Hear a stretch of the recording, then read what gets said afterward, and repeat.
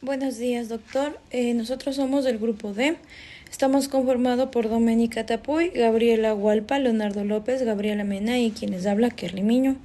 Vamos a hablar acerca del caso hipotético de don Evaristo.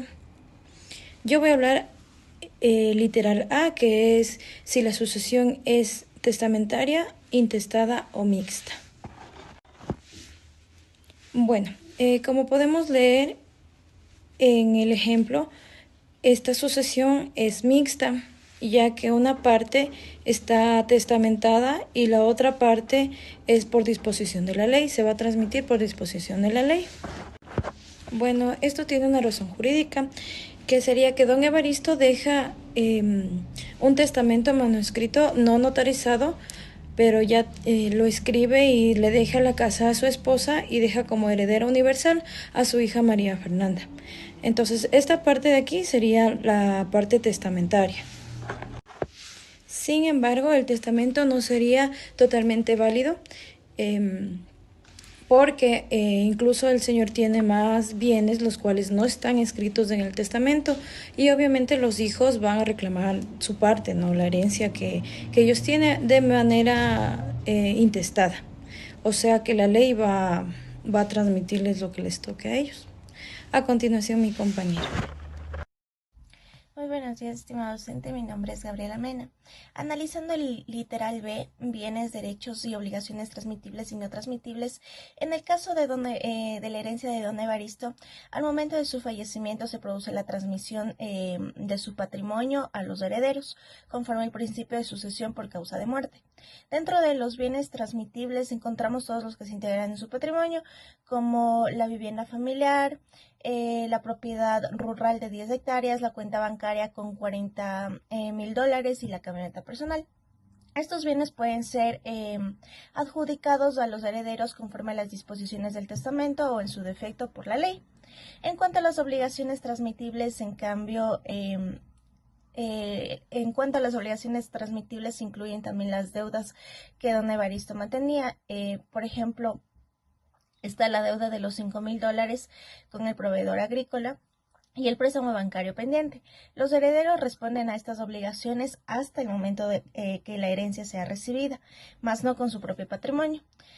Entonces, no son transmitibles los derechos de carácter personalísimo, como los derivados de relaciones familiares, derechos políticos o eventuales pensiones personales, ya que estos se extinguen con la muerte del causante. Entonces, la herencia comprende tanto los bienes como las deudas patrimoniales del causante, excluyendo los derechos estrictamente personales. Muchas gracias. Buenas noches, doctor, compañeros. Mi nombre es Leonardo López y, bueno, los participantes de la sucesión de don Evaristo sería don Evaristo mismo, que es el causante, ¿no? Es decir, la persona cuya muerte dio inicio al proceso sucesorio, dio apertura, conforme lo establece el artículo 997 del Código Civil. El documento que dejó fue manuscrito y sin notario, por lo tanto, no cumple con las formalidades exigidas por la ley. Según el artículo 1037 del Código Civil, el testamento es un acto solemne y debe ser otorgado ante un notario o reconocido judicialmente como testamento hológrafo. Al no cumplir con estas solemnidades, carece de validez jurídica y la sucesión se considera intestada, como lo establece el artículo 994.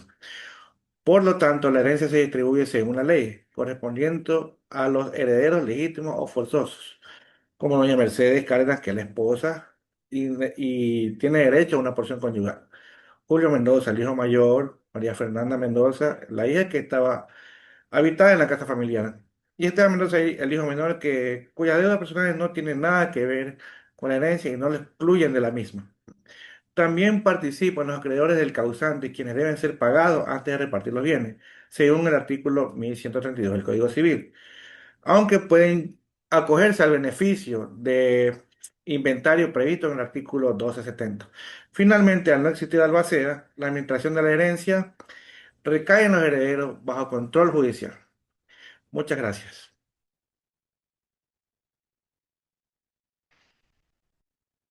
Caso de herencia de la familia Mendoza. Tras el fallecimiento de don Evaristo, este dejó un testamento manuscrito sin ayuda de un notario, lo cual se puede considerar nulo según el artículo 1021 y 1025. a lo cual sus hijos tienen derecho a la mitad de la herencia según, porque son legitimarios según el artículo 1207. Estos pueden ejercer la acción de reforma si el testamento los perjudica según el artículo 1131. Y antes de recibir cualquier bien, se debe pagar las deudas del difunto según el artículo 1001. Aquí doña Mercedes puede conservar los bienes gananciales o reclamar la porción conyugal según el artículo 1200 y 1201.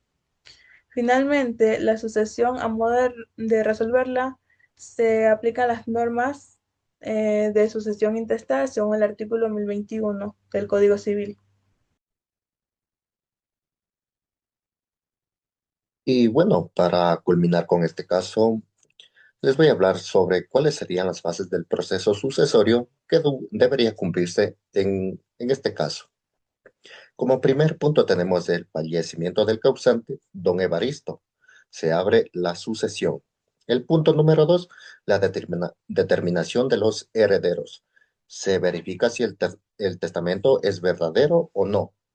Posiblemente se podría generar una nulidad. El punto número tres, inventario y avalúo de bienes. Si se identifican los activos y los pasivos. Punto número cuatro, pago de deudas hereditarias. Acreedores cobran antes de la participación.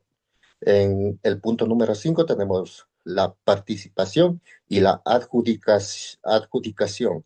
Se dividen la herencia entre los, los nuevos propietarios. Inscripción y entrega de bienes. Se registran los bienes a nombre de los nuevos acreedores.